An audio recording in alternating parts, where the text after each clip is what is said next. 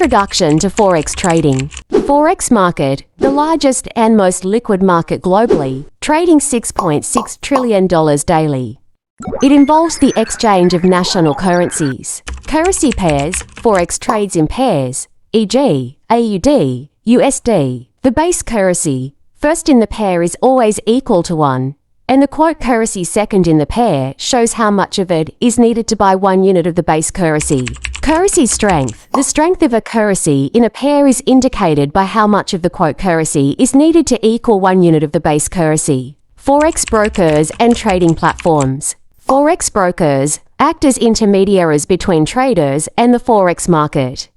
Choose a regulated broker with competitive spreads. Trading platforms, tools like MT4, MT5, and TradingView are used to analyze and execute trades.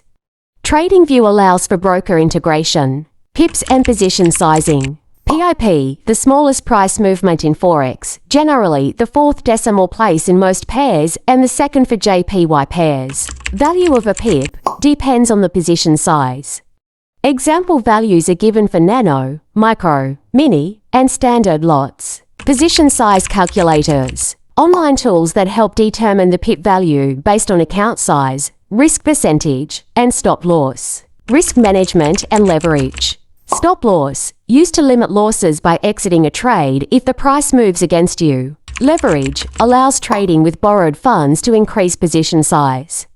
Understanding leverage is crucial as it affects the maximum position size you can hold based on your account balance and leverage ratio. Practical examples. Leverage impact illustrates how leverage affects the maximum position size you can handle without exceeding your broker's limits. Thanks for watching, everyone. Be sure to give this video a thumbs up and share it with your friends who could benefit.